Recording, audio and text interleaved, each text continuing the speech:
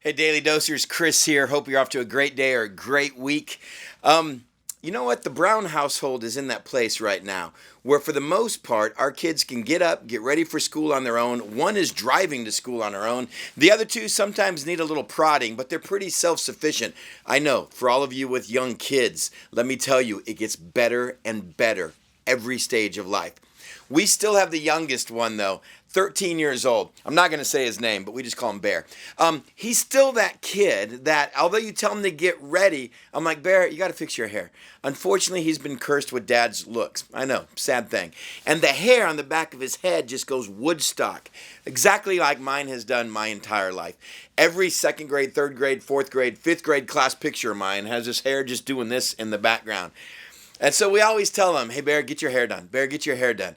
But he's in that junior high stage, and he's in that junior high boy stage where he doesn't really care what he looks like right now. I know, that stage will be changing soon. And so I constantly tell him, dude, go do your hair, and then let's get in the car.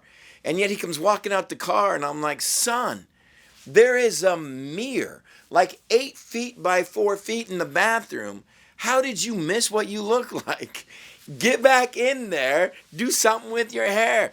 Dad, I don't care about my hair. And we have that back and forth, and he goes in and comes back with his hair plastered down, and we're off to school. It's that incredible little scene that James is picking up on in the Bible. He goes, let me tell you the size of the mirror you have.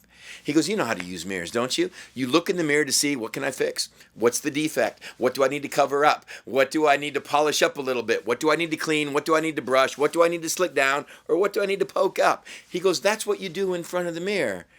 He goes, I want you to treat all these daily doses every day the exact same way. Let me tell you what I'm talking about. It comes from the book of James. It's in chapter 1. It's in verse 22. And it says this, do not merely listen to the word of God and so deceive yourselves. Do what it says. Anyone who listens to the word but does not do what it says is like a person who looks at their face in the mirror and after looking at themselves goes away and immediately forgets what they look like. But the person who looks intently into this perfect law that gives freedom and continues to do this, not forgetting what they have heard, but doing it, they will be blessed in what they do. I love that phrase in James. Don't just listen to the word of God, because here's what's going to happen. You're going to be deceiving yourself. You're tricking yourself. Oh, daily dosers, I hope you're getting this. I hope that every day you're tuning in, you're taking this, not going, Christian box checked off. Oh, I got 3 to 5 minutes of message time. All right, my Christian duty's kind of done. Oh, I got the word of God in my life. Now I'm good. James goes, whoa, do you realize you're deceiving yourself? You're thinking just because I spend a few minutes on a daily dose, I'm a better Christian. God's good with me. He goes, what you've done is you've walked up, you've stood in front of the mirror, and you just walked away. He goes, the word of God is the perfect law. It gives us freedom. It gives us blessings. But you need to look intently into it, take it, and every day be reflecting yourself in the word going, what do I need to change? What do I need to get off? What do I need to mat down a little bit? What do I need to brush off? What do I need to clean up? I'm looking into this word of God as my 8 foot, 4 foot. And he goes, your daily dose should get you to the car differently. Your daily dose should get you to work differently, because you're hearing the word of God with an intensity that says, what does this have to do with me? And how do I apply it? Okay, just between you and I, can we just be honest?